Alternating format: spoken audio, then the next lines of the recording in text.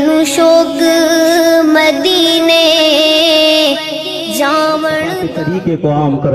हजरत उमर ने इरशाद फरमाया, मैं तब तक तुझे नहीं मारूंगा जब तक तू शरबत नहीं पी लेगा, सुकून से शरबत पी ले। उसने कहा, उमर मैं शरबत तब तक अब जिंदगी में शरबत नहीं पीऊंगा। हजरत उमर ने इरशाद फरमाया, अगर तू शरबत नहीं पिएगा तो मैंने जबान दी है कि मैं तुझे नहीं मारूंगा। उसने कहा, अच्छा इसको कहते हैं इस्लाम। उसने हजरत उमर का किरदार को देखा, कहा, उमर अब मैं तुझसे ज्यादा दिन तक मैं मुस्तफा के कलमे से दूर नहीं रह सकता, अब मुझे भी मुस्तफा का कलमा पढ़ा के मुसलमान कर दे। उसने हजरत उमर के किरदार को देखा, उसने उमर के अंदर मेरे मुस्तफा के किरदार को देखा, कलमा पढ़ के मुसलमान हो गया। नबी के दीवानों, तुम किरदार मुस्तफा क्यों नहीं दिखाते? आज तुम अपने आपस के झगड़ों को क्यों नहीं मिटाते हो? आपस में नफरतों को क्यों नहीं मिटाते हो? आपस में तुम अपनी लड़ाइयों को क्यों नहीं खत्म करते हो? आज तुम कबीलों में बढ़ चुके हो, आज तुम आपस में बढ़ चुके हो, आज तुम एक दूसरे से बात करने के लिए तैयार नहीं हो, एक दूसरे से मुसाफा करने के लिए तैयार नहीं हो। नबी के दीवानों, इस्लाम को आम करो, दुनिया को बताओ इस्लाम किस चीज का नाम है। नफरतों का नाम इस्लाम नहीं है, मोहब्बत का नाम इस्लाम है। जब मिलो तो मुस्कुरा के बात किया करो,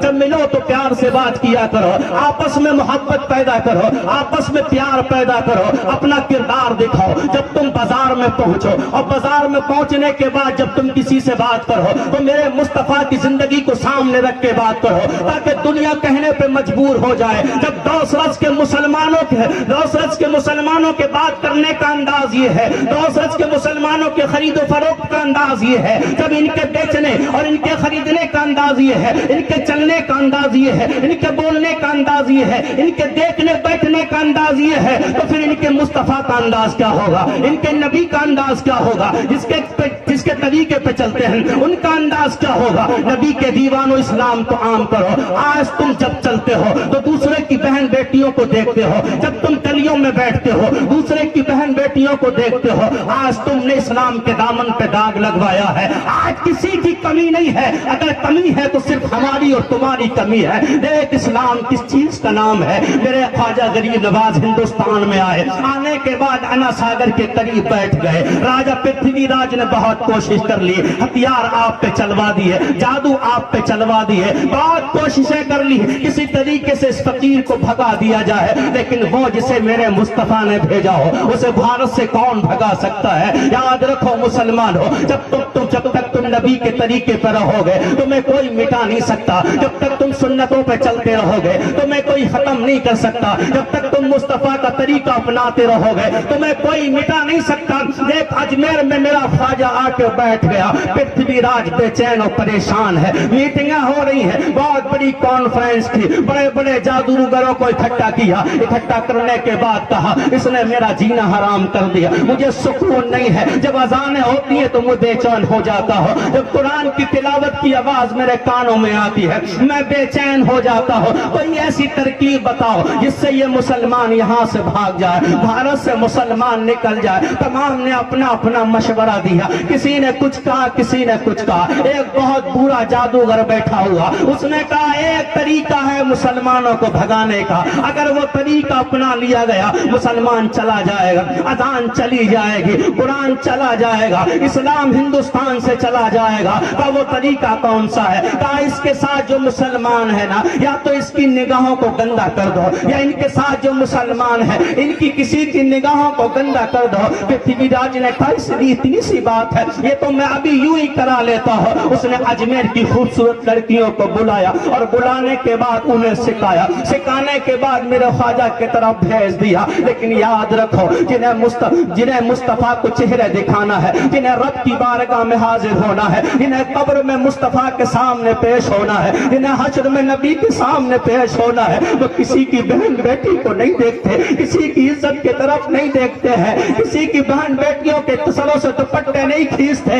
एक मुसलमान किसको कहते हैं? नबी के दीवान हो। सिर्फ हाथ उठाने से इंसान मुसलमान नहीं होता, सिर्फ गोश्त खाने से इंसान मुसलमान नहीं होता है, सिर्फ हाथ ऊंचा करने से इंसान मुसलमान नहीं होता। इस्लाम किसको कहते हैं? देख ले, अन्ना सागर के करीब वो लड़कियां आती है, मेरे ख्वाजा के चारों तरफ खड़ी हो जाती है, पूरी रात इबादत करते रहे, पूरे दिन नमाज पढ़ते रहे। लड़कियां लौट के गई, पृथ्वीराज दरवाजे पे खड़ा हुआ था, पूछा پوچھا بتاؤ کیا رہا؟ لڑکیوں نے کہا ارے ایک نظر دیکھنا تو دوسری بار، کسی نے نظر اٹھا کے بھی نہیں دیکھا، کسی نے پلک اٹھا کے بھی نہیں دیکھا، سب عبادت میں لگے ہوئے ہیں، کوئی قرآن کی تلاوت کر رہا ہے، کوئی حدیث پاک بیان کر رہا ہے، کوئی نوافل میں لگا ہوا ہے۔ اس نے کہا نکمی ہو تم، یہ کام نہیں کر سکتے، یہ میری بیٹی کام کرے گی۔ پرتھوی راج کی بہت خوبصورت بیٹی، پورے ہندوستان میں جس کے حسن کا چرچا ہوتا تھا، وہ اپنی بیٹی کے قریب گیا، آنکھوں میں آنسو ٹپک رہے تھے۔ اس کی بیٹی نے اپنے باپ کو روتے دیکھا، روتے ہوئے دیکھا، پوچھا بابا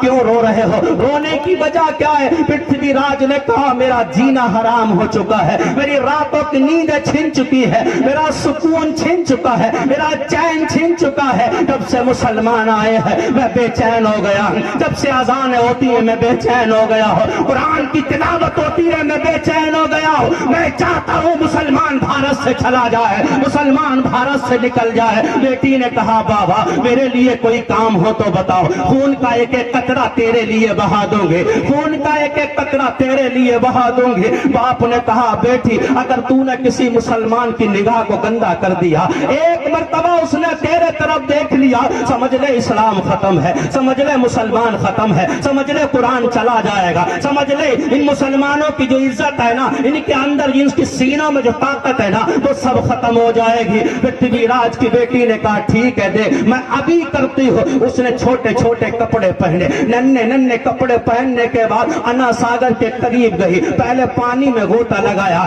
ایک تو باریک کپڑے وہ بھی جسم پہ آدھے تھے ان کو بھی پانی میں بھگو لیا گیا۔ اب بتاؤ جسم کا کون سا حصہ چھپا ہوگا؟ اور ایسے کپڑے پہننے کے بعد وہ میرے خواجہ کے قریب کھڑی ہو گئی، آنے کے بعد صبح سے شام تک کھڑی رہی، شام سے صبح ہونے لگے، جب سورج نکلنے لگا تو اس نے میرے خواجہ کے طرف دیکھ کے کہا، جب کسی نے اس کے طرف نہیں دیکھا تو اس نے کہا اے بابا ایک نظر دیکھ لے، میرے حسن کی توہین مت کر، میرا ایک نظارہ، مجھے ایک نظر دیکھنے کے لیے تمام نوجوان میرے گھروں کے چکر لگاتے ہیں، چاروں طرف گھومتے رہتے ہیں، حسن کی توہین مت کر، ایک بار دیکھ لے۔ میرے خواجہ نے اپنی چادر اس لڑکی کی طرف پھینک کے کہا بیٹی لے یہ چادر اوڑھ لے، اسلام کسی غیر محرم کو دیکھنے کی اجازت نہیں دیتا۔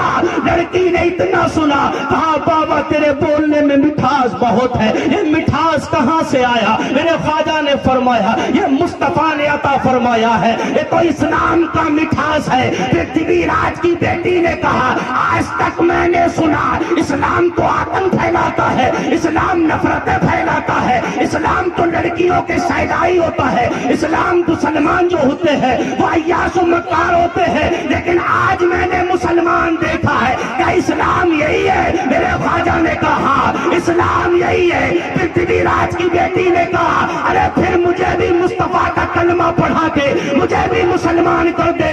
جب اجمیر میں آنے والے خواجہ کا کردار ایسا ہے تو مدینے میں رہنے والے محمد الرسول اللہ کا کردار ایسا ہوگا۔ سبحان اللہ، سبحان اللہ، بہت خوب، ماشاء اللہ۔